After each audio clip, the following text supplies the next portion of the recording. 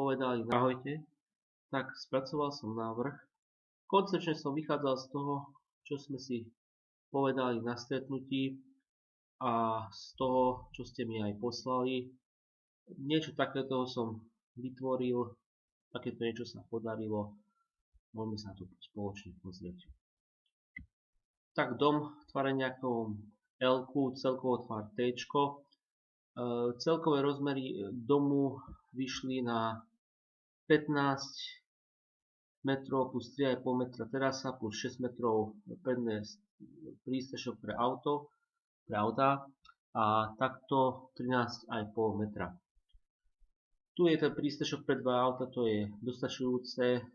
Tu je vstup do rodinného domu, nachádzame sa v miestnosti s názvom Zádverie. Tu je vécko. V tejto časti je rozdelený dom na spoločenskú časť a na súkromnú časť. V tej súkromnej časti prechádzame tu kúpeľňa, jedna detská izba, druhá detská izba, spálňa. Toto je, dá sa povedať, iba taká lôžková časť, 10,5 m2, také menšia, ale plus tu je samostatný šatník. Sem som dal predbežne nejaké posilné dvere, môžu, nemusia byť. V tejto časti je veľká technická miestnosť, kde je vnútorná jednotka teplného čerpadla, pračka, sušička. Tie môžu byť samozrejme nad sebou, to je ako len najdôležitejšia pre nás je teda pračka, že sa nachádza tu. Špajza a napokon spoločenská miestnosť tvorená pracovnou kuchyňou, kde sa nachádza chladnička, rúra, elektrická varná doska, dres aj s umývačkou riadu. Tu je obývačka, napokon jedálne. Tu sa nachádza krb aj spolu s komínom. Tu je umožnený aj výstup smerom von na dvor alebo na nejakú možno budúcu spevnenú plochu. Tu je umožnený výstup na vonkajšiu terasu. Tá terasa je spravená tak, že tu musí mať dookola zábradlie kvôli tomu, že sme v nejakej výške. Na tých 3D vizualizáciách, čo som spravil, je možné vidieť tú výšku, jak ste aj vraveli, na základe toho, čo ste povedali, na základe tej informácie, aké tam je prevýšenie, to vychádza cca nejak takto. Sem som dal takéto akéby oporné múriky, alebo takéto skoky, alebo kaskády, čo sme sa aj tedy bavili, že niečo takéto tam chcete vytvoriť.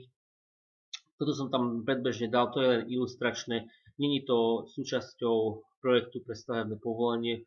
My riešime na projekt pre stavebné povolenie iba dom, akurát ja tam budem musieť zahrnúť, že tam niečo je len kvôli tomu, aby tu nemuseli byť zábradlia. Nemôže byť toto vo výške viacej ako nejakých pol metra, ináč by to už vyžadovalo zábradlie, nedostali by ste proste stavebné povolenie a neskôr by ste ten dom vôbec nesklaudovali. Čiže určite to musia prebehnúť nejaké terénne úpravy. Ja si to predstavujem nejakým takýmto spôsobom, ináč to neviem predstaviť, že tam by išla tá zemľa fakt do šikmy, alebo nie ako.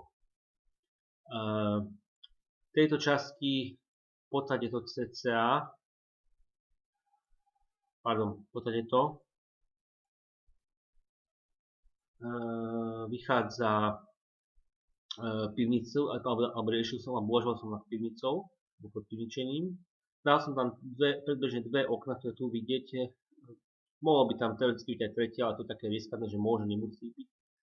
Dvere, alebo tá garážovú bránu som dal zatiaľ pre jedno auto, čiže 2,5 metrovú, ale na túto šírku, keby ste chceli, môže byť aj dvojitá brána, prípadne dve vedľa seba brány a dali by ste sem obchať aj dve autá a mali by ste vybavené ešte plus aj garážovanie vnútorné, ale zase neviem, záleží od toho, na čo to chcete využiť, lebo zase vy máte aj prístrešok pre auto, takže teoreticky to je aj nechcem povedať, že zbytočné, ale ako chcete.